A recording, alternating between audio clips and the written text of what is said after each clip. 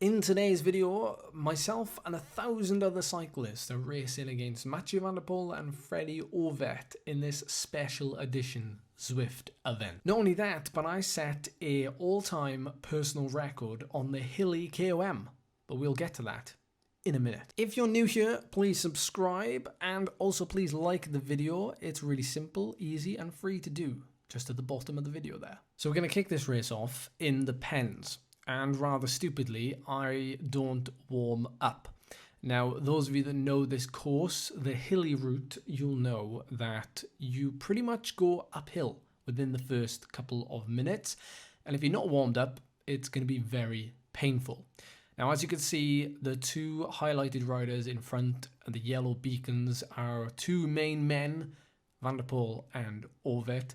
We're going to be trying to keep and stay with them for as long as possible. Now I'm going to fast forward this section for the sake of the length of the video because there's more important bits to come.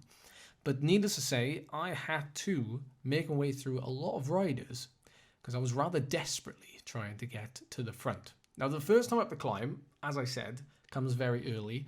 It took us 1 minute and 40 seconds to do the first rep of the hilly KOM at 436 watts. Now I do want to say it's really cool to do this event because you're not just riding with these guys, you're kind of having a bit of fun racing against them as well. It's not super serious, of course, but you know, you can just log on any time of day and find a pro to ride with. Well, you know, this is a little bit different because they're actually doing an event. They're actually taking time out of their day or week or schedule to do this. So hats off to you guys. Thanks for doing it, basically. I'm sure I speak for the whole community when I say that. Now, coming in to the end of the first lap, and I know that, well, the climbs are going to be the crunch points, and the two guys are not going to be the only two guys we need to look at because there are other names that we recognize in this front group when it eventually forms. Now, I have to say the banter that was getting flung around on the in-game chat was pretty strong. It really matched the level of cycling ability of these two guys, and it was really funny. It was really good to see. I'm going to include some of it to a certain extent, not all of it, because we have to, you know, you had to be there, you know, that type of thing. Now we got to the second lap, and of course the second climb. Now, a bit of an easier start into the bottom, not as fast, and certainly no panic stations this time. And I had a feather power-up, thankfully. I did think I would need it. Now, I know I'm a climber, but a climb of this length is, well, generally my Achilles heel. I can certainly pull out an effort if needed, but yeah, it's not my favourite. However, when you're motivated by the people around you and the likes of Van der Poel, you kind of want to give it your best effort.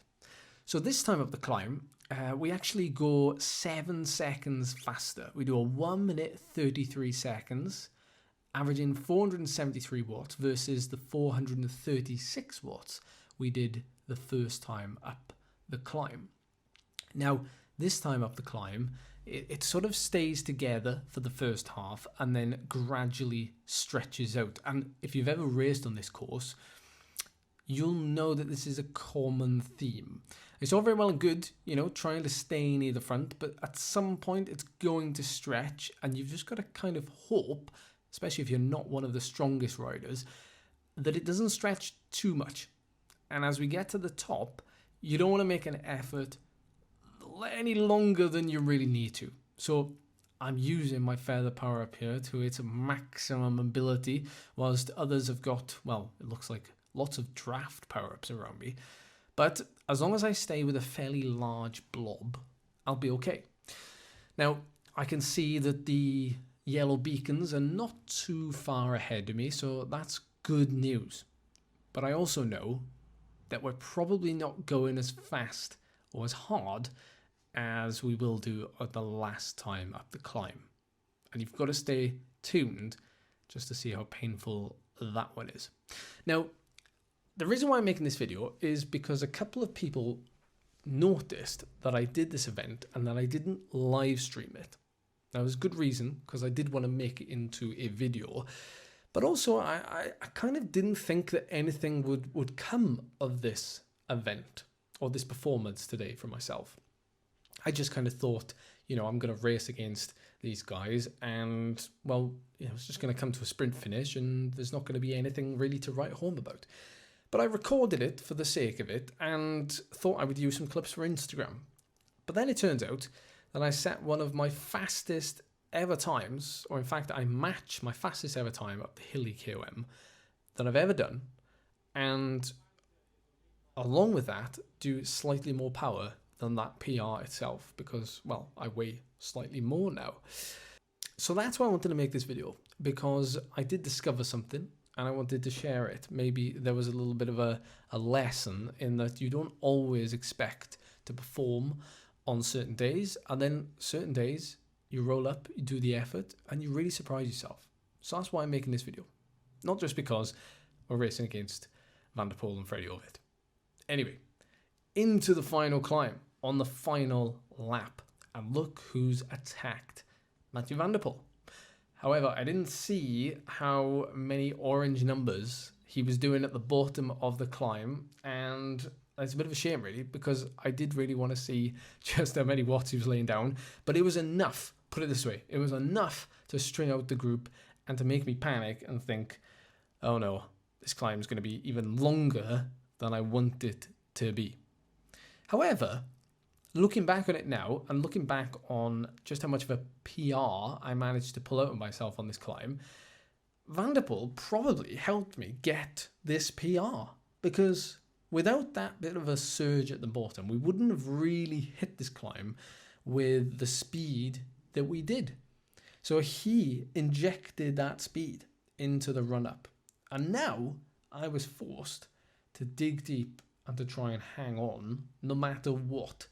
And even from the first 20, 30 seconds of this climb, I knew it was going to be painful and I knew I had to pull out a huge effort. Now, towards the top, I was so close to getting dropped. So close, you can see it. The draft bar was like filling up, then it was depleting, then it was filling up because I was getting in and out of the draft of riders that we were kind of catching up from who had been dropped and were on their previous lap. Because they are quite short laps. But I really went to a deep place just coming over the top of this climb. And to be honest, my effort didn't even finish at the top of the climb. I had to keep going just to make contact with the back of this front group of around 20 riders. But now that I made it, I had to try and recover. But I wasn't given much time to recover at all. In fact, what was going on at the front was just more pressure. I looked as far as I could on the screen and I could see a yellow beacon going off into the distance.